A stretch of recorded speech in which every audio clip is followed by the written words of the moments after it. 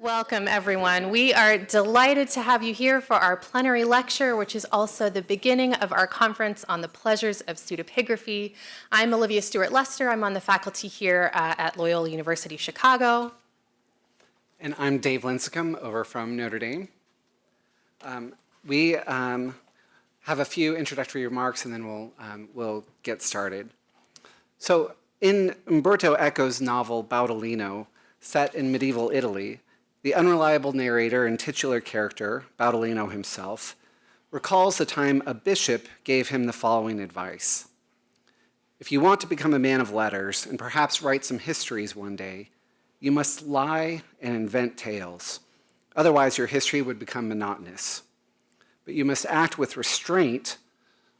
The world condemns liars who do nothing but lie, even about the most trivial things, and it rewards poets who lie only about the greatest things. Fiction and truth must commingle, the bishop seems to suggest, if the man of letters wants to gain an audience for his work.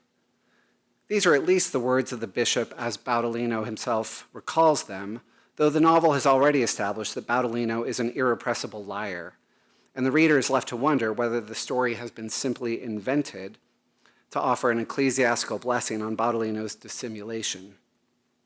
Then again, any invention Baudolino might have made only happens within the fictional world that Umberto Eco built.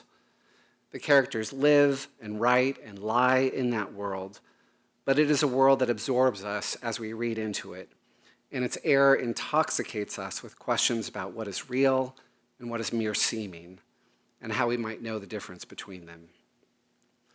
Though we're gathered here at this conference to think about epistolary pseudepigraphy in antiquity. The letters we're thinking about have already been flagged as false in some way, per definitionem, but there are different ways we could conceptualize that falsity.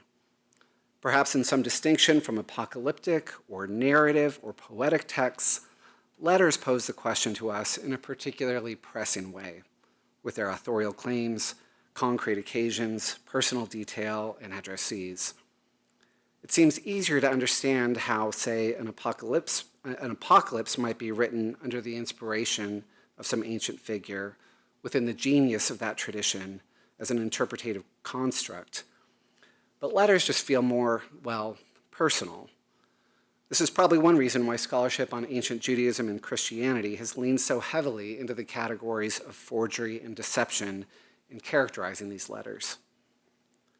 It seems futile to deny that pseudepigraphal letters sometimes aim to deceive their readers on the way towards some end, whether as a grab for authority or as a polemical jab against an opponent's view or with some other purpose in mind. But to focus solely on the deceptive quality of these letters is to center the odium theologicum and to instrumentalize the artistry of these letters as only means of verisimilitude in service of some act of power. It's also demonstrably the case that many pseudepigraphal letters seem to be non-deceptive in aim, and even to have no discernible political purpose in view. So in this conference, we want to center the pleasures of pseudepigraphy, what might have made it attractive to authors, how it served as an expression of a creative impulse as much as a deceptive one, how it enabled worlds to be built that could welcome readers in. Focusing on the pleasures of pseudepigraphic letters invites us to conceptualize at least some pseudepigraphy as an imaginative reading strategy. Hindi Nyman and Irene Perano Garrison have argued together and separately that pseudepigraphy is best understood as an interpretive construct, a readerly response as much as it is a writerly response. Here, traditions grow and develop through the repeated generation of new texts, resulting in increasingly authoritative literary figures. Pseudepigraphic writers may expand the biography of founding figures, for example, or modify their teachings for a new present. Taken in this way, pseudepigraphic letters speak to the pleasures of reading, as well as to the pleasures of writing. Whereas Nyman and Perano consider pseudepigraphy across genres, no one has contributed more to our understanding of pseudepigraphic letters than Patricia Rosenmeyer, our plenary speaker this evening. I'll introduce Professor Rosenmeyer more fully in a moment, but her analysis of Greek literary letters and epistolary fictions has illuminated particular powers in the genre of a letter, which can be distinctly unlocked through pseudepigraphy. We look forward to hearing more about the distinctive potential of epistolary pseudepigraphy in tonight's lecture. It remains for us now to express our thanks, very much genuine, to the people who have made this gathering possible. First and foremost, we thank the Joan and Bill Hank Center for the Catholic Intellectual Heritage, which provided major funding for this event. We also express our gratitude to the Loyola University Chicago Departments of Theology and Classical Studies. We are especially grateful to Katie Arnold and Randy Newman for their assistance in administering this event. But most of all, thanks are owed to Julian Sieber, the graduate student organizer of this conference, who is also a doctoral student in New Testament and early Christianity, and the graduate research assistant at the Hank Center. We thank Julian for his significant intellectual and administrative labors. We'll hear from Julian tomorrow about the implications of epistolary pseudepigraphy for theological understandings of Scripture. For now, we thank him and everyone else who has invested labor in this event for all of their work. We thank Julian for his work on the website, meals, communications with participants, and many other arrangements. Without that work, this event would not have been possible. So please join me in thanking all of those involved.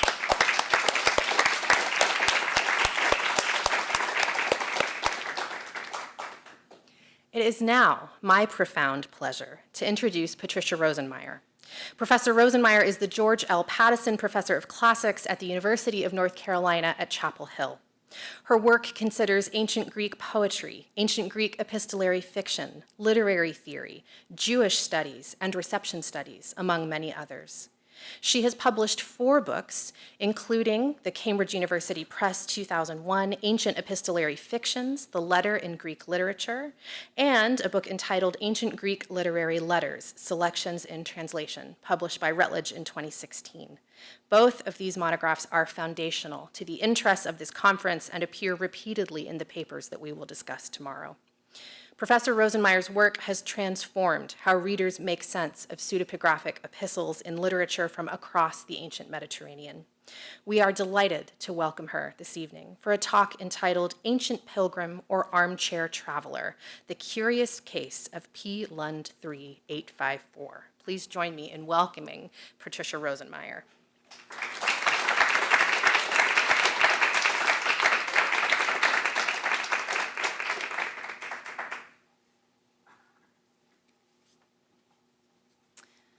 Thank you for that wonderful introduction. And I also want to add my thanks to Olivia Stewart-Luster and Loyola University Chicago for the invitation to participate in this conference. And a repeated shout out to Julian Sieber, I don't know where you are there, for assistance, there you are, with Practical Matters, really much appreciated. And thanks for this beautiful space for my talk. Can everyone hear me all right? Okay. So I thought I would begin my talk with some general observations on the pleasures of pseudepigraphy, and then turn to a specific example that I've been grappling with for some time now, and that is a 2nd century CE papyrus letter whose contents could be understood to be documentary or fictional, depending on how its damaged text is reconstructed. And so I hope my discussion of its textual reconstruction will shed light on some of our assumptions about authorship and the role of the imagination in letter writing.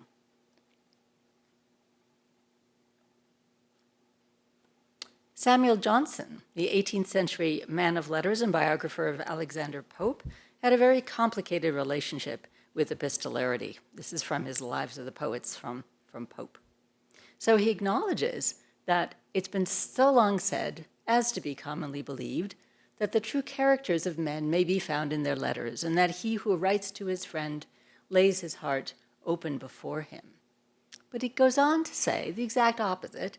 There is indeed no transaction which offers stronger temptations to fallacy and sophistication than epistolary intercourse. Dr. Johnson picks up here on something that was discussed already in antiquity, the debate between a letter as a direct expression of unmediated and unmeditated unmediated to and unedited feelings, and a letter as a deliberate and carefully constructed performance. The critic Demetrius of Phalerum, whose work on style we date somewhere between the first centuries BC and CE, insists that one writes a kind of image of one's soul when one writes a letter. This is from his On Style. And Basil, the 4th century bishop of Caesarea, agrees. He says, words are truly images of the soul. But this understanding of a letter as an image of a writer's soul became more problematic in the early 20th century, particularly after archaeologists began discovering large troves of non-literary papyrus letters in the rubbish heaps of Oxyrhynchus that didn't fit well into this epistolary framework. At about the same time, the biblical scholar Adolf Deisman introduced the terms brief, a true letter or document of life, and epistle, a product of literary art. Deisman's goal was to define the letters of Paul in the Christian Bible, which he argued were true letters, written from the heart, without artifice or sophistication, as opposed to the carefully polished epistles of a Horace or a Pliny. And this division has haunted classical scholarship ever since, with generations of scholars attempting to define and classify what is a true letter and what should be considered literary, fictional, or even fake. So Deisman's letter was typical of his time. He connected truth and spontaneity with aesthetic value, while epistles, letters written with publication in mind, were seen as affected and insincere. I'll talk a bit more about the connection between authenticity and aesthetic value in a bit. But first I offer a brief overview of reactions to Deisman's work, because these reactions all included a special category for epistolary pseudepigrapha, or epistolary fictions. So the first person to expand Deisman's definition by introducing a separate category of intentionally fictional letters, which we might call forgeries, was Johannes Sucritus in 1931, who suggested 5 letter types. And here I always imagine Gilbert and Sullivan in this: the official public, literary private, didactic philosophical, the verse letter, and then finally the fictive letter as a separate category. In the 1960s, William Doty turned back to ancient rhetorical handbooks for his categories, one of which was non-real, that is, pseudonymous or fictive. And then finally, Luther Stierowalt in 1993 rejected the division between private and public and focused on the occasion of writing, claiming that letter settings are either normative, extended, or fictitious. And the difference in each case is one of degree, with fictitious remaining an object of lower prestige. For Stierowalt, fictional letters involve the imagination. A writer invents a persona or impersonates another writer. And then the last bit on the slide, imagination apart from reality and conscious creativity move the letter from the normative settings into fictitious settings. So my intervention here in the 2000 book that was referred to is to push back against the idea that any letter can be written without conscious creativity. So in the bold section here, letter writing is inherently fictional in that the writer can create himself or herself anew every time he or she writes. Epistolary discourse entails the construction of a self based on an assumption of what might interest the intended addressee, not on some unchanging vision of one's true self. Every letter is also an artifact purporting to be historically authentic, striving for chronological accuracy. So if we admit, or accept, I should say, that all letters are at some level creative or constructed, with an addressee or audience in mind, we can understand why letters in particular are such a fertile area for pseudepigraphic experimentation. Letters composed in the voices of famous men and women from antiquity, in particular, can entertain their readers who expect a basic level of epistolary verisimilitude, but also some elaboration on the bare bones of an ancient biography.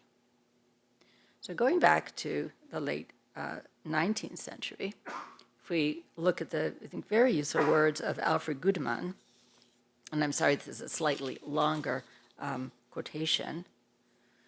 In a letter, artistic unity, cogency of reasoning, and rhetorical finish are not prerequisite qualities. An easy abandon, on the contrary, variety and multiplicity of topics, and a greater stylistic freedom in their treatment constitute some of the characteristics of all confidential communications. The author in this field had therefore a comparatively easy task to accomplish, and his production, whether composed with a view to deception or written as a rhetorical school exercise, would easily pass critical scrutiny as to its genuineness if a reasonable amount of care was taken in preserving consistency in the characterization, and if its treatment kept within the bounds of biographical accuracy or historical probability. So I want to pause for a moment on the distinction between here, quote, a view to deception versus a more playful and creative school exercise. In Hellenistic literary criticism, the term pseudepigraphon can mean a text that's either intentionally deceptive or incorrectly attributed. So for the first definition, we would use the modern term forgery. It's deceptive. It implies an author who tries to pass himself off as someone else, and as we've seen this morning, often a famous historical or mythical figure, whether theologically important and historical or in a literary way. So we have clear modern examples of forgery as well, as in the case, for example, of Lee Israel, who tried to make ends meet by forging and selling letters from deceased famous authors. And I still haven't seen the film made in 2018 from her memoirs. It's called Can You Ever Forgive Me? All about epistolary forgery. The historian Ronald Syme, however, rejects the word forgery for most ancient examples of epistolary pseudepigrapha because he says, quote, the word exudes an odor of personal guilt and criminal handiwork. He prefers the word imposture and suspects that most of what we call forgeries were not created with an intent to deceive, but are rather a kind of misattribution. Texts that were written in imitation of or as a tribute to an earlier author, but later mistakenly assumed by editors or readers to be genuine. And this makes a lot of sense in the Greco-Roman context because, well, for various reasons. First of all, we can see that pseudonymous or pseudepigraphic letter collections were really popular in the 1st and 2nd centuries CE. And most people think that's probably a result of the emphasis on rhetorical training among the elites, where students would practice writing and declaiming prosgymnasmata, these exercises of stylistic emulation, imagining what X might say to Y in such and such a circumstance. And here I quote a pair of scholars who have already been quoted a few minutes ago, Hindi Naiman and Irene Peirano-Garrison. I think they put it very well. Because of the importance of literary imitation in Greco-Roman education, the line is often blurred between impersonation, fiction, forgery, and writing in the style of another. Impersonation and chronological fiction, temporarily stepping out of one's present tense persona to inhabit the past, were cornerstones of educational practice in Greco-Roman antiquity, all the way from elementary education to advanced rhetorical training. So it's easy to imagine this kind of training leading to more original kinds of fiction writing in letter form. And I mean original seriously, because there's no sense in antiquity of these creative fictions as a kind of plagiarism or copyright infringement. These invented letters represented a specific character or perspective, often advanced a plot, and aimed at epistolary verisimilitude by offering only one side of the written exchange. Right? It wouldn't make sense to have the other side of the letter exchange. The only modern complete collection of these ancient Greek pseudonymous letters is by Rudolf Hirscher from 1873, published in Paris, called Epistolographie Graeci. It's a massive volume that contains about 1,600 letters by 60 different authors, to give you a sense of how popular this mode was. There are new editions of epistolary collections attributed to specific authors that are coming out now, and the most hotly contested items are still those letters associated with canonical authors on the classic side, that is, Plato, Socrates, Demosthenes, and Euripides. So if we ask ourselves, why is there such an issue, or maybe I'd call it a level of discomfort around pseudonymous or pseudepigraphical letters, it's worth thinking about how the scholarly project of defining what's genuine and what's fake has always been in lockstep with gatekeeping and canon formation. Right, as scholars decide what's authentic and what's not, they're simultaneously defining what's good enough to be included in the classical canon of great works. Ancient grammarians even used the language of legitimacy and bastardy to describe their gatekeeping. So only genuine, legitimate material is accepted as part of the family and praised for its noble character, while impostors are rejected in the language of illegitimacy, their dishonorable offspring. So authenticity and aesthetic value are interlocking concepts. An excellent example of the close connection between judgments of authenticity and aesthetics comes from the late 17th century, where the great British textual critic and philologist Richard Bentley, when he published his dissertation upon the epistles of Phalaris, Themistocles, Socrates, Euripides, and others, which is a vicious attack on the authenticity of letter collections attributed to famous men of antiquity. Bentley wrote that it would be, quote, no unpleasant labor to pull off the disguise from those little pedants that have stalked about so long in the apparel of heroes. Presumably, Bentley, at some point in his education, had read these texts as the genuine writings of great men of antiquity, and only after he'd honed his philological skills did he begin to question their authenticity, maybe because of anachronisms or stylistic infelicities or some other mark of later composition. And so his anger here, which you can see coming through his words, is in direct proportion to his sense of having been somehow betrayed or cheated or tricked. And so he recategorizes the material as pedantic, inauthentic, and therefore worthless. If it isn't genuine, it's not worth our attention. You can kind of laugh at this now because he's so emotional about it, but what was at stake for Bentley still affects us today as students of the ancient world, right? We've been trained to value the original, the genuine document that can offer a direct connection to a world long gone. This attitude is part of all of our work, from our use of stemmas, right, sort of manuscript traditions trying to get back to the oldest version, the oldest is the most authoritative, to our excitement at a newly discovered papyrus, let's just say of Sappho. But for epistolary fictions, it's worth reconsidering whether authenticity and forgery are really useful categories. And this probably works better for pagan material than it does for Jewish or Christian material, because we don't have sort of the theological implications that some in the audience here have. But I really like the words, again, of Hindi Najman and Irene Peirano Garrison, who say, the modality of true discourse is not confined to authorial originality, but can also include fictional exploration. And so they suggest, and this already came out a bit earlier today, that we could approach pseudepigraphy as an interpretive construct.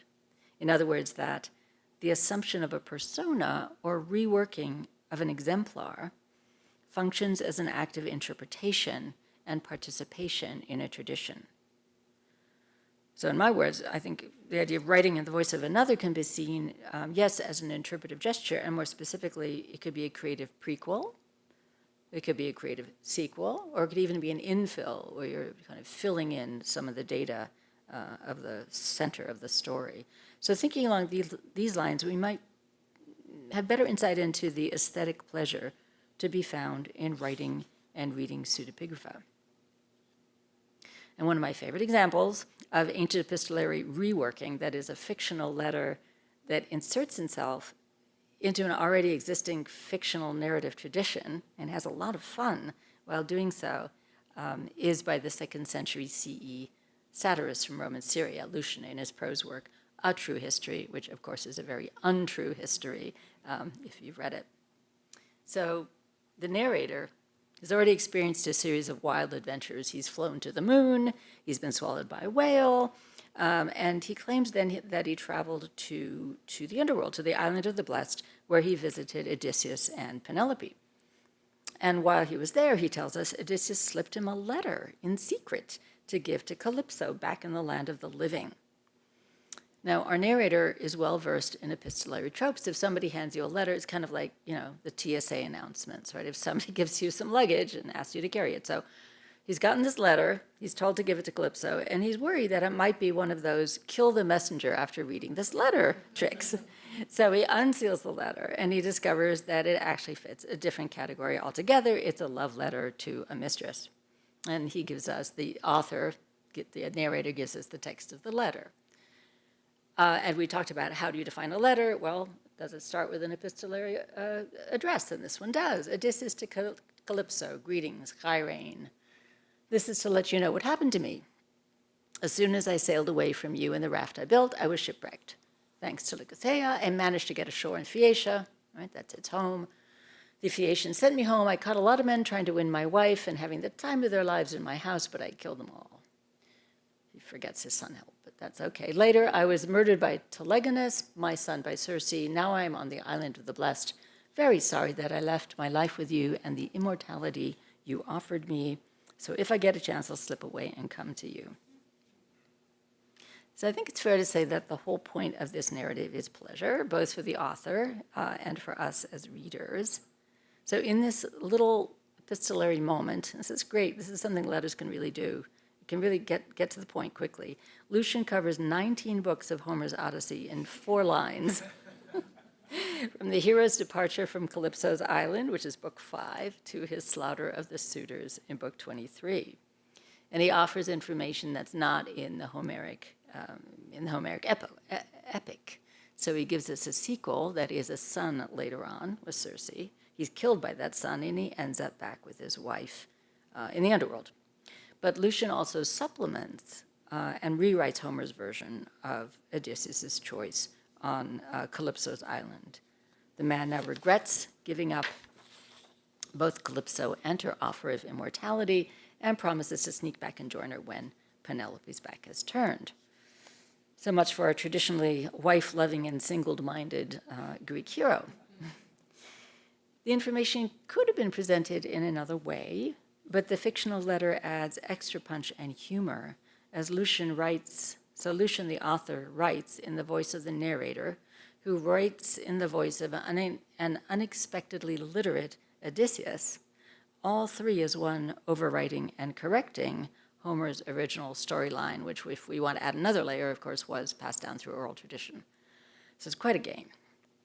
And we get to read over the narrator's shoulder as he unseals a letter not meant for our eyes, not meant for his eyes, a voyeuristic pleasure, but pleasure nonetheless. So to my mind, this is a clear example of pseudepigraphy, or specifically an epistolary fiction within a prose fiction, functioning as a generative mechanism that expands on and contributes to a well-known tale. It's not an intruder or an interloper in relation to the canonical material.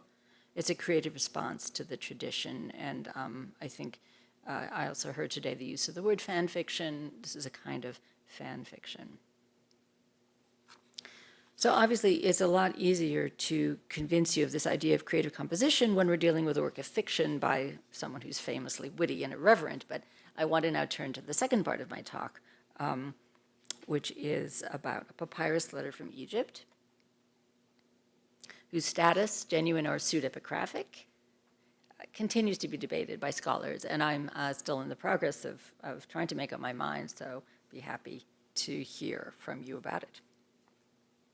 So sometime in the late 1st or early 2nd century CE, a man named Nearchos wrote a letter to his friend Heliodoros, describing a trip to holy sites in Roman Egypt, holy pagan sites. Nearchos remains unidentified, but Heliodoros was the son of Serapion and Selene, wealthy landowners in the Hermopolite nome. And we know Serapion lived from around 50 to 123 CE, and we know a lot about him because there's a cache of his family's correspondence, including a dozen letters from Heliodoros, but none addressed to Nearchos, alas. And so the question is, do we read this letter as a document or as a work of fiction, as a genuine letter to a good friend, or as a literary pastiche that's meant just to entertain? And I'm going to argue for something between a compromise between document and fiction, because I think this is a genuine letter, but it uses a style and discourse that are highly literary, modeled loosely on Herodotus's travelogue to Egypt, composed some 5 centuries earlier. The papyrus is now in the British Museum, and I offer a transcription here from 1907 by Kenyon and Bell. Obviously, there's some dots because of wormholes and various, rips, but we have a good chunk in the middle. Nearchos, in order that they might investigate the man-made works, but I sailed by, and lifting anchor, spent time at Syene and the place from which the Nile begins to flow, and I visited Libya, where Ammon gives his oracles of good omen to all men, and I inscribed the names of my friends on the temples as a sign of worship always to be remembered. So as you can see, the beginning is damaged, but the letter probably opened with a conventional epistolary address of X to Y greetings. And so that initial Nearchos may have said, Nearchos Heliodoros chairein, because it's prose, we can't reconstruct metrically, but that's our guess. We're also missing 2 lines at the end, which might have included a closing formula, but the addressee is named on the reverse of the papyrus, so that's good luck. We can clearly read to Heliodoros. In the body of the letter, Nearchos claims that he sailed upriver to Syene, and upriver means south, right? I still struggle with the Nile. With the Nile, upriver means you're going south. So he sailed upriver to Syene. You can see the arrow there at the bottom, right? Syene. And then, which some people believe to be the source of the Nile. And then he traveled on to the Siwa oasis in Libya, best known as the home of an oracle of Ammon. And so you can see an arrow kind of middle left. Sorry, I don't have a pointer. Well, wait, maybe I do. Anyway, you can see that arrow, Ammon, in the middle. And keep in mind later the arrow up above for Paraitonium, because that will come into play a little bit later. So Nearchos shows himself to be familiar with all sorts of popular tourist sites along the Nile, as well as contemporary inscriptional habits, that is the custom of inscribing your name, right, a proskunema, which is defined as an act of devotion that's etymologically related to proskunesis, a prostration by which one makes an obeisance to a god or his statue. And we know a lot of people at this time were traveling these same routes. They'd begin in Alexandria, they'd make their way upriver to the pyramids, and then onto the Fayum. There were labyrinths, there were crocodiles, there were religious and oracular sites that were very popular, including the royal tombs in the Valley of the Kings that one could still see. And I'll just show you very briefly, going forward, an example of the area around Syene, which has, as you can see, certain aspects of an oasis around it, and then the very arid and less than pleasant Siwa oasis, where the Oracle of Ammon was. And I'm going to go back to, I'm going to go, okay, not quite, we'll try this again. Seems to be skipping, but it's probably just me. Okay. So Egypt had long been a really popular travel destination. All sorts of people, Herodotus, Plato, Pythagoras, all were said to have traveled there to gain insight into its ancient wisdom. And we're not quite sure whether Herodotus really went or whether he was the armchair traveler. But after Herodotus, Herodotus's visits to Egypt really were a starting point for tons of subsequent narratives, whether historical or fictional. When we get to the imperial period, you can see tales from Strabo, Aristides, Aelian, Lucian, among others. And they all explored Egyptian questions, investigated monuments, looked for the source of the Nile. And Egypt for the ancient Greeks and Romans was really both a place of culture and learning and a place that was very barbarian and exotic. And as one scholar puts it, after Herodotus, writers moved between describing a real place of the present and an idealized place of the past, drawing from hearsay and a fount of common knowledge. So my question is, does this letter from Nearchos, is it more real or is it more hearsay? And if I've discussed it elsewhere, the inscriptions on the Memnon Colossus, which I'll come back to, near Luxor in Egypt. If someone inscribes their name somewhere on a colossus or in a temple, we don't really doubt that they were there, right? Because there's the inscription, and that's hard to fake. But that's not necessarily the case with historiographical writings or with a papyrus text signed by an otherwise unidentified individual. So it's tough for some people to accept this letter at face value. And in fact, in 1961, we have exactly the situation. An editor, Jacques Schwartz, in his edition of the Archives of Serapion, says this papyrus is complete fiction.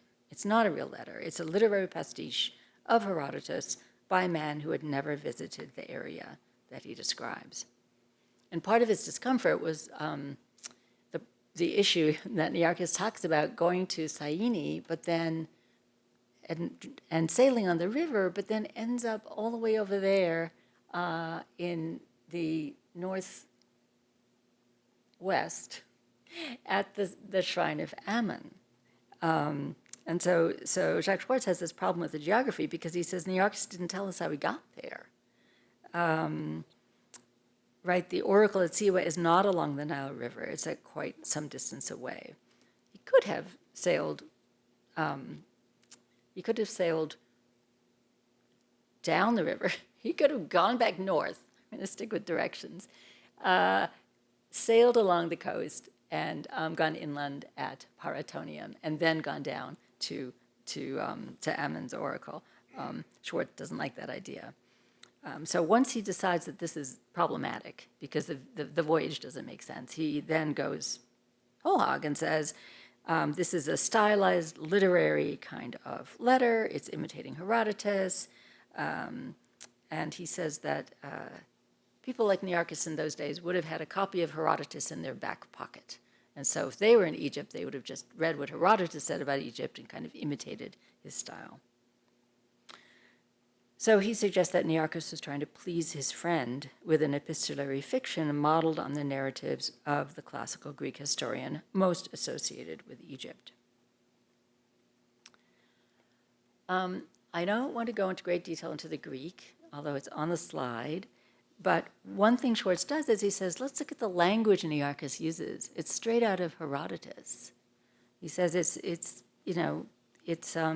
are three main phrases that are extremely imitative, he says.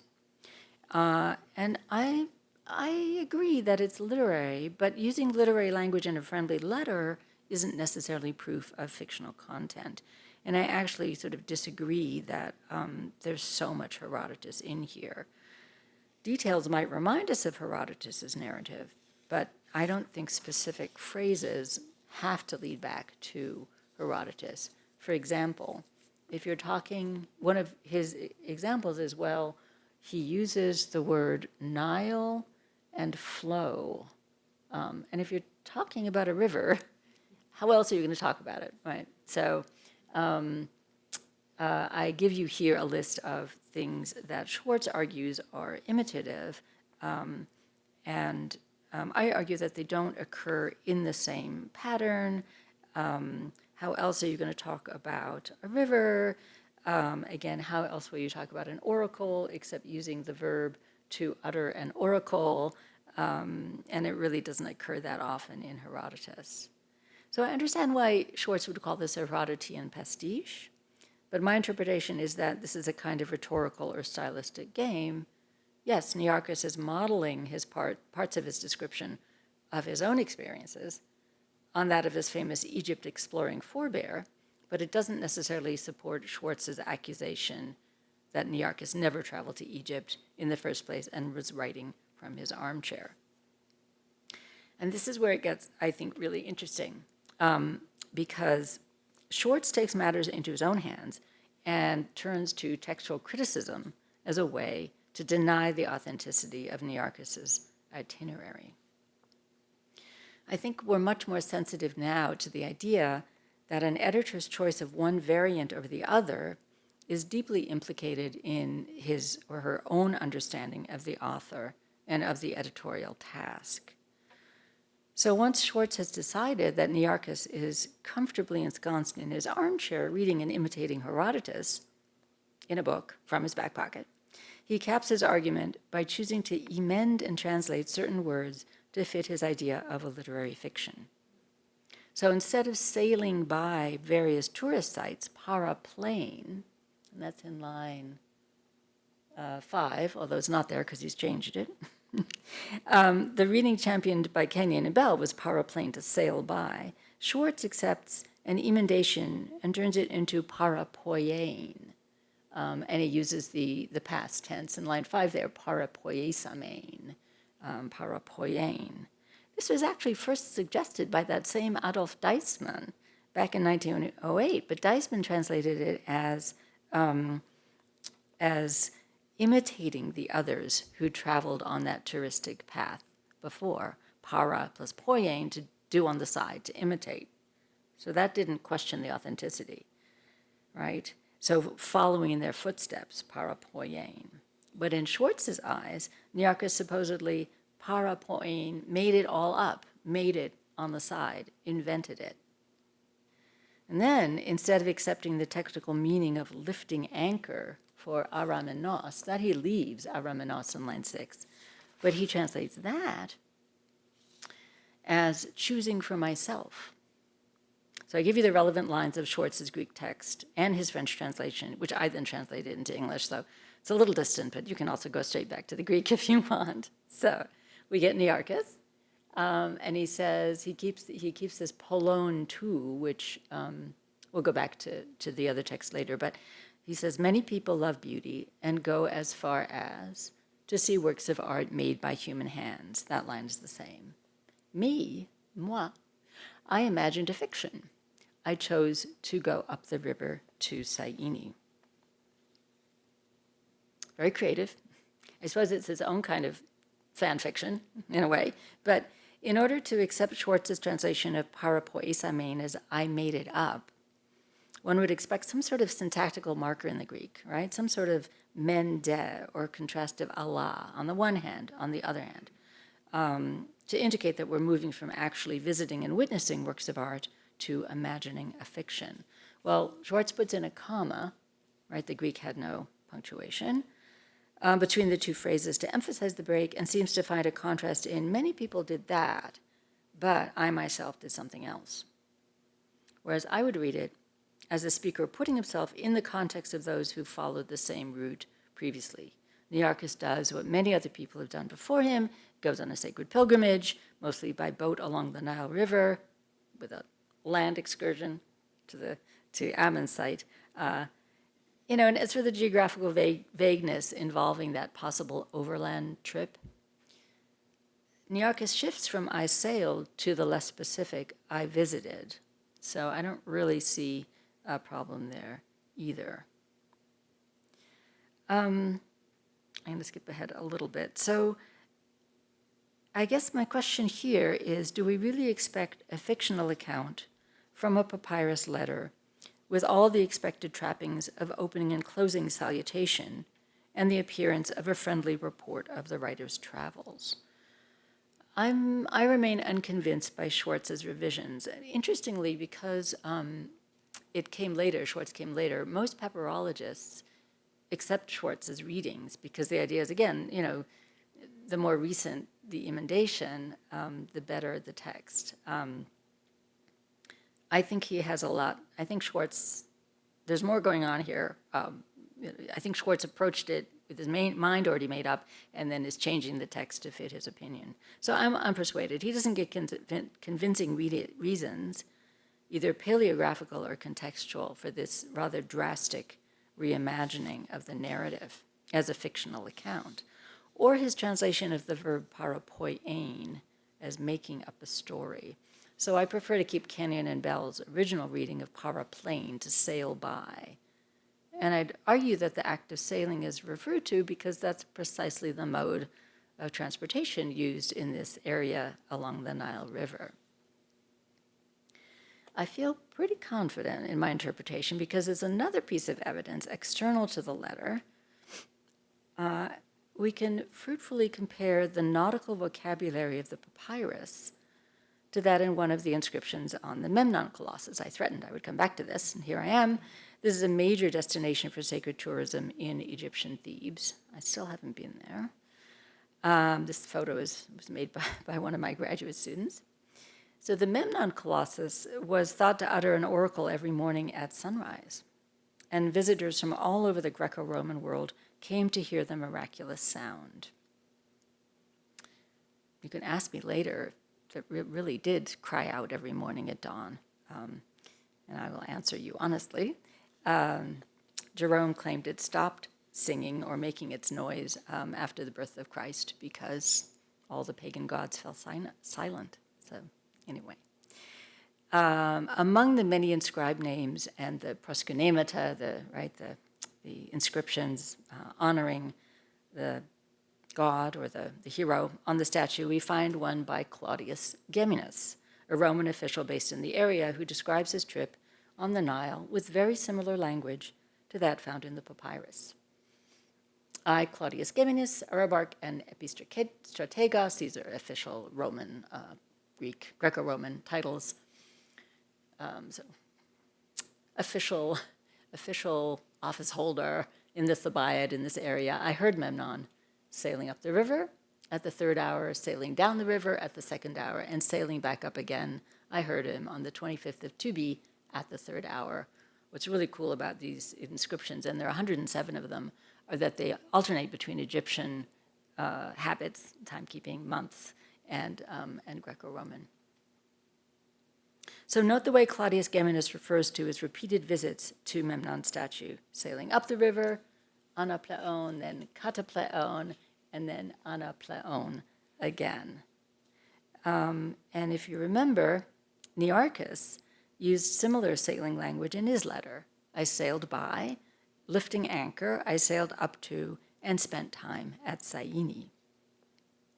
So both Nearchos and Claudius Geminus emphasize their mode of travel and their complicated itineraries through the repetition of the verb for sailing, not imitating or making up, but sailing, pleo. And they vary it only in the adverbial prefixes ana up, para along by, and kata down.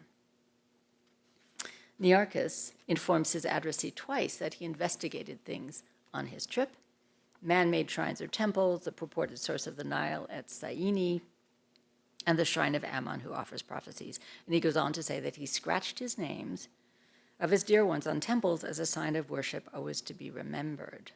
Now, ideally, we would have Nearchos's inscription somewhere in the royal tombs, in the Valley of the Kings, or on the Memnon Colossus.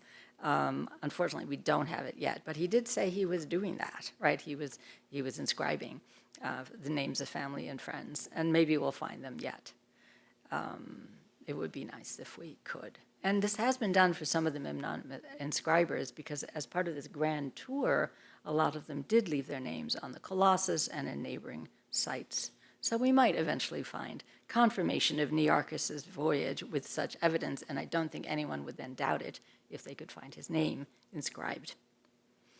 But I can only offer my opinion that this papyrus is a genuine letter to a friend with details of his lived experience on vacation, as it were, the ancient equivalent of sending postcards back home. So in conclusion, I've wandered a bit far afield from the focus of this conference on authorship and imagination in ancient epistolary fictions. In fact, I'm suggesting that this particular papyrus is not fictional at all, but rather a genuine friendly letter written to share news, but also to show off the writer's skill at channeling Herodotus, whether because Nearchos is following in the historian's footsteps in Egypt, or whether he was aiming to please his addressee Nearchos. Sorry, Heliodoros. Excuse me, Nearchos to Heliodoros, who was known for his own epistolary imitations of Herodotus. So this isn't pseudepigraphy of the kind that aims to deceive, and the signature in the letter ensures that nobody would attribute it to Herodotus himself. But Nearchos does, I think, demonstrate aesthetic delight in his composition, and I would like to think that Heliodoros, if he did receive the letter, we don't know if he did, would also have been delighted by this piece of Herodotean fan fiction. Thank you very much.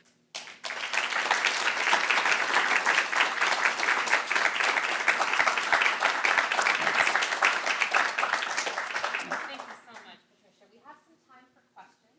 We'll have two folks stationed on either side of the room with microphones, so please do raise your hands, and Nathan and Charlie will bring you a mic. And Patricia, are you comfortable fielding your own? Thanks, yeah.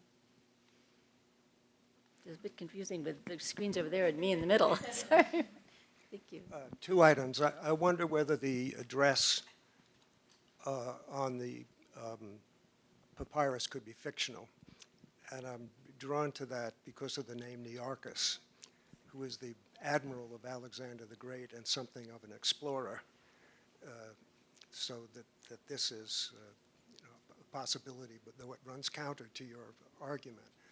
The other thing, just briefly, there are problems with the papyrus itself, I think, in the address.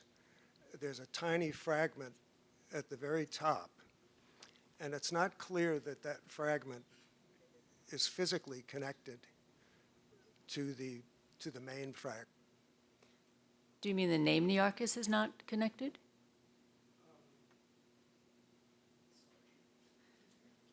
I wonder if this works. Does this work? Yeah, there's a point. Way at the top, the tiny.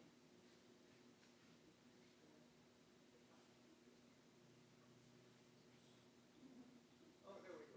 That little thing. It's not clear that it's physically tied.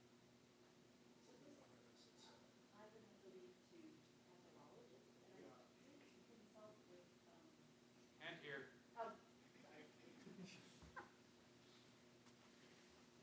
So this papyrus has been studied quite a bit. I took it to Roger Bagnall in New York, who is sort of the ultimate papyrologist, and he took it to his papyrological reading group, and they did take it as is, as a complete papyrus. So I don't think there's a question about whether that bit is separate, and they can tell by the papyrus fragments.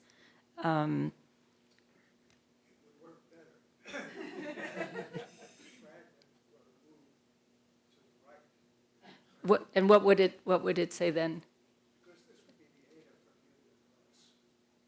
Ah, And then you notice the vertical gap. You notice the vertical gap between lines 1 and 2. yeah, So the chirate would go to the right. in that, yeah. It could, under yeah. Heliodoros. It, And the other thing in Schwartz's favor, yeah. all right, he's the first one to notice correction made in the text right here. Which correction is that? Sorry. Well, it's from para again, now made with the Ada new canceled, changed into paragonominous above the line. And then there are two letters or whatever that I can't figure out.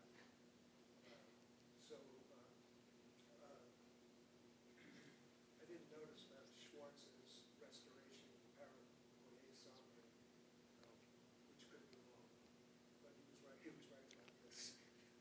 Thank you. I definitely don't consider myself a papyrologist, so those are really interesting comments. I hesitate to put things in that haven't been seen already by the two editors. With the name Nearchos, it's the thing is we know that Heliodoros exists, and so since we know he's a real person and we have caches of letters from his family, to me it would be harder to then say that the other, that the writer, if the addressee is real, to have a fictional writer. But I will give that more thought, and I'll take it back to Roger Bagnall. Thank you. Yeah. Yes, thank you. This is a really interesting letter. So I might have missed this, but I was wondering if we know the provenance for this letter, because I know you mentioned that Heliodoros may have never received it, and now it's in the British Museum. But I was just wondering if that could tell us a little bit more about this Nearchos, who he is, and also how we know this is that Heliodoros. Right. I wish. I think partly we don't. We don't know the provenance, but I think it was. It's datable, and it was found generally in the region. And again, I think people, grabbed onto the name Heliodoros since we know something about that family. Whether there's anything about hand, I don't know. And you may know more than I do, since it's in a way your area of study. But I was working with some of the basic assumptions. I was working with the work of other scholars and not questioning it. But we don't know if it was received, I think, partly because we don't have an answer, but also I think the way it was found rolled. I don't know if there was still a seal on it, but my understanding is that we have no evidence that it actually arrived. I think it must have been found still rolled up. Thanks. Great, thank you. Thanks.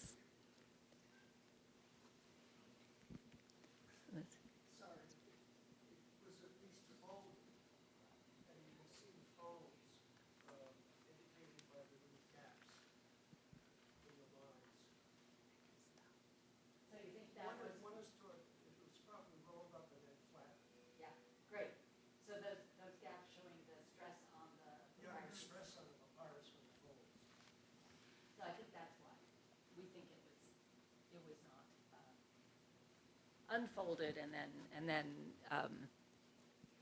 preserved in some sort of other rubbish heap in that format.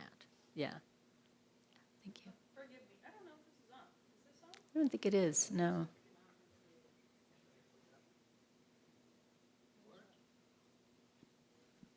Ah, there. Okay. Whoa. Excuse me. Hi. Forgive me. I kind of want to return to Alexander the Great again. Okay. Just because, he's very well known for having taken this very unnecessary detour over to Amman. But it's not just him. There seems to be this sort of tradition of people taking field trips to Amman. So, Herodotus tells us that, Cambyses and his army get stuck in a sandstorm on their way to do this same kind of pilgrimage. Yeah. So I do wonder if it actually goes beyond Herodotus, and there's like an entire tradition of making these visits to cultural sites. Oh, it died again. To cultural sites in Egypt, and specifically this one. Yeah. And yeah. Temporarily it happens. And so also, I do wonder if it might not be worth considering the idea that the person writing the letter is using a fictional name, maybe if it's only just for this particular, let's just understand it as a postcard. He's sending this to somebody who he knows well, probably, Heliodoros. But he's acting in the sort of stead of a very famous, general of Alexander who did these, mappings of his naval routes and this kind of thing for the sake of revisiting one of these, very common sort of tourist itineraries. That's just sort of my thought about it, just because there are so many that we know of who go to this particular site and talk about the difficulties of getting there and this kind of thing. Yeah, I love that idea. I mean, I think it's hard to differentiate between, I think we're on the same side, that is, we're both arguing that this voyage is sort of a traditional or a well-known voyage, and it is indeed kind of following in the footsteps of others. Herodotus and maybe others in the Hellenistic period as well. And I guess my point was more that he really did do this voyage because it's so popular and so many people have done it. So I really like this idea that it could be playing with the name. I'll have to think about it more. It just hasn't come up in any of the work on this papyrus. So I like that idea. I just still struggle with the idea that you would have a fictional writer and a real addressee, because most of the time you have a fictional writer and a fictional addressee, or one or the other. But it absolutely could be another sort of epistolary game. And I'm trying to remember now. I was looking at my footnotes because we did do a prosopographical search on Nearchos, and I can't remember if the issue was that it was such a common name that we would never be able to pin it down. I see some nodding. Is that, or if it was rare enough that we could never identify it, and I'll have to look that up again. I mean, the other thing I was wondering is the dating. Yeah. Puts this potentially in the same period in which Arian persons. I mean, a lot Yeah. of people are writing Yeah. about Alexander during the period when this letter is written. So Good point. it makes sense, at least in that framework. It would, but if we do that, if we say it's a made-up name and it's pointing to Alexander, what is the next step? Does that mean that the voyage was never taken, or that it was still a genuine voyage, but the assumption is, oh, you know who I really am, even if I'm putting the name Nearchos here as the writer? Yeah. Thank you. Hi, this was delightful. What I find is, obviously there's reality in all this because there's this papyrus that somebody wrote words on. But reality moves, right? So is Nearchos real or not?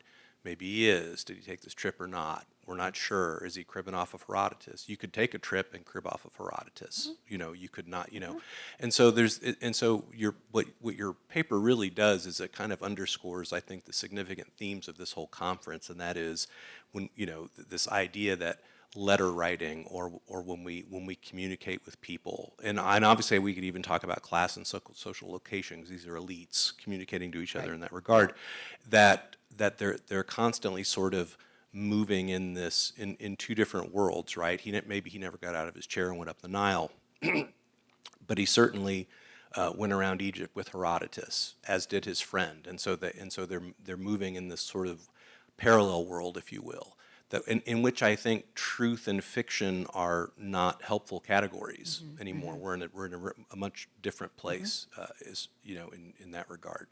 So I became the guy who has a comment and not a question. I apologize, but I did. I was really struck by how just brilliantly this your talk underscores the issues that we're talking about at this conference. Thank you. I appreciate it, and comments are always appreciated as well. I think, and again, I'm beginning to realize as I listened to the wonderful graduate symposium earlier today, how much fun classes this can have with truth and fiction, because they're different stakes, and so I may be more blithe about kind of confusing truth and fiction than others may be who are working in a theological context. But I do, one of my contributions to epistolary was that everything in a way is made up, because you write a different kind of letter to your grandmother than you do to your roommate, right? And so you're creating a self as you write that letter. And whether you're grabbing someone else's name, like Alexander's journal, or whether you're, showing your true self, well, your true self is already manipulated and constructed. And so that's how I get to what you so eloquently described as this fuzziness between truth and fiction.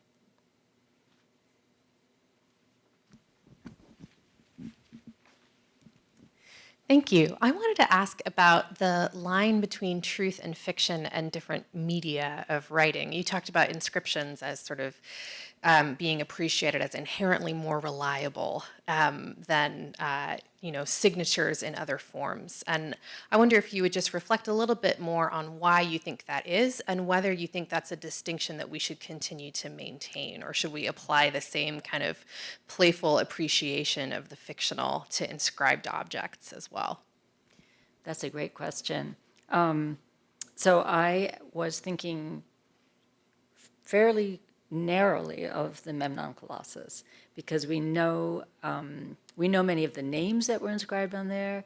There are different generations. There's a father who inscribes, and later his son comes along and inscribes. We have named poets. And so in that particular case, the inscriptions we can take at face value. Now they can make jokes, or there are a couple of inscriptions that are in code, like numerical alphabetical code, and there's playfulness too, or deceit, if you want to call it that. But there's something about the when you go, and leave a graffito, even a modern day graffito, so and so was here, so and so loved so and so. There's something concrete, if I can use that material word, about it that we don't have particularly when we look at material that comes through many layers of manuscript or papyrus traditions, or where we don't actually have the original object. But you're right to challenge the idea that inscriptions have to be truthful. I think I was thinking really of the Memnon Colossus, which was a site of tourism. It would be as if, for that Memnon Colossus, it's as if the Statue of Liberty, everyone who went through Ellis Island and saw the Statue of Liberty actually said, I made it, or, I'm in America. So it's a real kind of physicality. But there are other inscriptions, less formal ones, ones that are more like graffiti, where it's not, we don't take it as the truth, or it could be a biased opinion or slander or anything like that. So it's interesting, these categories of truth and fiction, right? Is it the content, or is it the actual act of writing? And those are two different things too. So I'm saying the act of writing of the papyrus is, it's both the act of writing the papyrus and what is described inside are real and really happened, as opposed to Schwartz, who's saying this is a real papyrus letter, but what is described in the content is made up, right? So there are all these different levels. Thank you for the question. It's a really good question. Could I follow up on that and ask, in the letter, there's a description of inscribing the names of friends. How does that relate to this material practice of, right? When you talk about this kind of inscriptional practice, I'm thinking of that I was here, right? What does it mean to inscribe a friend's name? What does that mean in terms of these questions of truth and fiction? What do these mean in terms of as a kind of memorial act? How does it mean in a kind of, is it a kind of ritual act? What's going on in terms of inscribing a friend's name? So now we're talking about the Memnon Colossus. Yes. Okay. Yeah, the kind of connection Yeah. between the letter and Yeah. the Right. So because of this whole grand tour idea in this time period, we know of a really clear path. What people went to visit. In the Fayum, the Valley of the Kings. Feeding the crocodiles. There were some really clear sites that everyone visited. And on the Memnon Colossus, we have all sorts of things like a daughter saying, I wish my mother were here, I'm thinking of my mother, or someone else saying, I'm writing on behalf of myself, my wife, and my 2 children. So real specifics, because the idea was as you inscribe these names, you were getting the blessing of this statue, which I've argued isn't really a god, but it's some sort of hero and some sort of connection to the ancient Greek spirit. As Memnon was killed in the Trojan War and then deified or made into a hero. There's also at the same time sort of a disbelief, because at the time that Memnon was making this noise, it was a headless statue because an earthquake had toppled its head. So there's this very mysterious place, and you want to leave your name and the name of your loved ones to somehow get the power or the aura of this statue, because the Greek view was that whatever the statue was, had the what to call it, the strength of the god within it. Yeah. So it's very common, and we see these kinds of inscriptions all over. I don't know if that answers your question. So what he seems to be saying is, on my trip in the papyrus letter, he says, I have done this. I have gone to various places, temples, shrines, statues, whatever, and inscribed these names, which is why we would love to find that.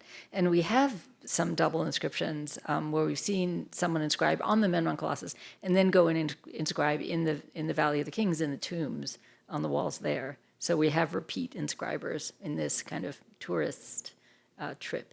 You know, it's kind of like Paris, London, Berlin, right? You just kind of go to the big places on your trip.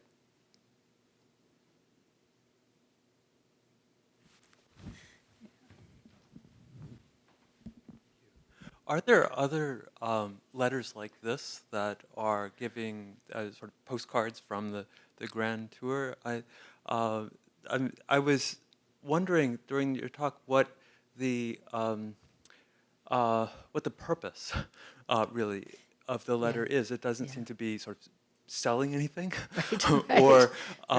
or making requests, any requests of Heliodoros, and that seems on the basis of very little actual knowledge, that seemed weird to me. But if part of the message is I've written the names of friends, that seems like that gives a purpose that sort of goes beyond the simple sort of trip report. I wonder whether that could figure into the argument. That's a really good question. You're absolutely right that we think of letters as either asking for something or trying to teach something, right? So the earliest letter we have from Greek antiquity is a lead letter from Berezan, and it's asking for money.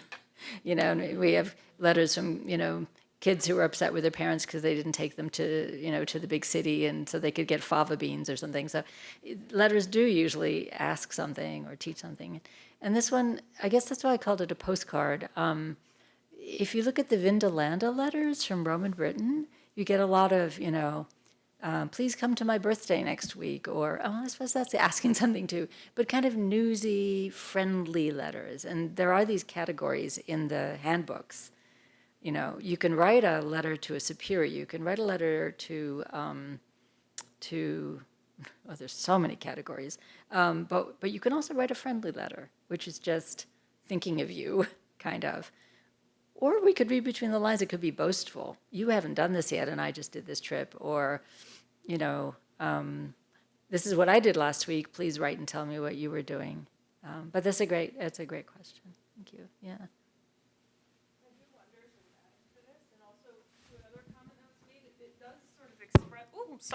It does sort of express societal status too. Yes. Because Great. elites are the ones who are making these trips. You have to have money to go on these trips, very much like the Grand Tour in later periods. So I do think that could be the point. It's sort of symbolic and ideological in that I've got the money, I went here, and so all of my poor friends at home, I put all their names on there because they couldn't afford to go. And so that's a status symbol of some sort too. That's great. Thank you.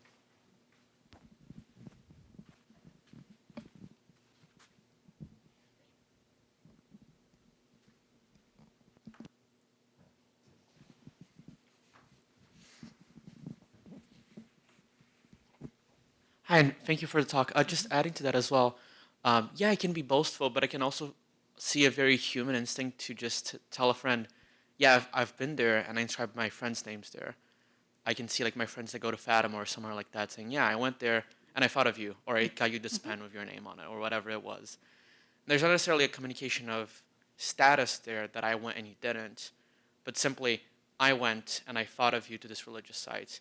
That seems like a very natural instinct to have, especially to a friend, if it is a friend that he's communicating to. Thank you. Yeah. And I think, part of my comparison to the similar language about sailing around and up and down the Nile on the Memnon Colossus was to show how people do think that way, that they do want to document their travel.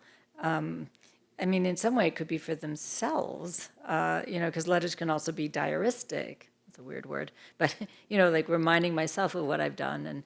And, could even have made a copy to keep with him so he wouldn't forget what he did on his trip.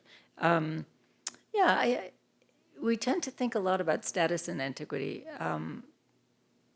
because the resources are a little bit harder to get, because you do, to get papyrus even, you have to have a certain economic standing. But I think you're right that the impulse of, hey, friend, I was there and I thought of you. And we definitely see that on the Memnon Colossus, especially with the female inscribers when they're thinking of family and parents. So yeah, that's a human thing. Thank you. Thank you, Patricia, so much for this. Just to kind of also add on to this idea of the postcard, and it's a question of to what extent is this a good comparison with the kind of ancient space and empire and economy in today, but also I think you have the direction of the person and the place happening, and yes, it might be status symbol or whatever the motivation of the person writing is, but if I think about traveling in postcards now, there's also the space itself, kind of like the economics of the place as a tourist site. You will see postcards all over the place on stalls, and so there's the economy of the local place as well, encouraging you to participate in this practice. Yes. Is there an equivalent, do you think, in the ancient world is there that element from the place to the person rather than just the person making a connection to place with their addressee? Does that make sense? It does. And I'm supposed to be talking about papyrus letter, but I seem to be talking about the Memnon inscriptions a great deal here, because you definitely see it there. And a person didn't just come and they didn't bring their own inscribing tools, and they didn't, and they probably didn't even know what they were going to write. So there is a local economy of people hanging around the base of the statue, offering their services as inscribers, even offering their services if someone wanted to write in verse as opposed to just, Fred was here, kind of. And we have some very long, elaborate poetic inscriptions, 52 lines by a particular female author in about 6 poems. So yeah, the idea that, when we think of going to a place, you get a souvenir and you take it back with you, a piece of the Berlin Wall. In antiquity, it was you left something there, right? So your inscription was the equivalent of an offering, So earlier you might have left a statuette, or, well, I guess in the Catholic tradition in France, right, if you get healed, if you're sick and you're healed, you leave a little icon of, an ear or a foot or whatever in a church. And so that's the way it was in antiquity too. You would leave something there, whether it was your name or some offering. Which is very different from our concept. So I think that's what you mean about how the place is sort of almost more important than, the place goes to the person as well as the person to the place. So it's an interesting inversion of the way we think of going somewhere and taking back a souvenir. Yeah. Thanks. Sorry. First, thank you so much for your paper. It was very helpful. It was very great. I did really enjoy that. Just a little following up. Mine is not questions, just a little comment on, I was thinking about how important could be, going back to the inscriptions, so the material stuff, how important it could be to reason on, to think about the, how can we think about the pseudepigraphy or forgery? Because it can help, epigraphy, inscription can also help to expand or more detail the field in which we think about pseudepigraphy. Like, for instance, you were mentioning this Vindolanda tablet, and I don't remember exactly the name, but the one you were mentioning, like the one, please come to my birthday, that is a clear example. We have probably 2 ends. So there was this woman inviting her sister, could be sister, cannot be just sister as a friend, but saying, so all the tablet is written by someone else on her behalf, but then there is a couple of correction or a couple of addings made probably by her. And then, if I remember, I'm super fan of inscriptions. That's to be said. But as probably in the praxis of 2nd, 3rd century CE, we have in the Roman world inscriptions. we have examples of people using on purpose all the vintage way of writing, so like kind of using something that it was common or en vogue a couple of centuries before, or we have like people saying, I made it, but in fact, he or she or they didn't make it because it was someone else inscribing materially, or someone else thinking about, we have lots of inscription with poetic text and verses, and probably the one paying for that was not the one writing that. So I think that inscription is very interesting, also for like expand or think about more deeply or deeper in this pseudepigraphy idea of, was just a comment, but I was interested in know your opinion about that. Thank you. Yeah, thank you.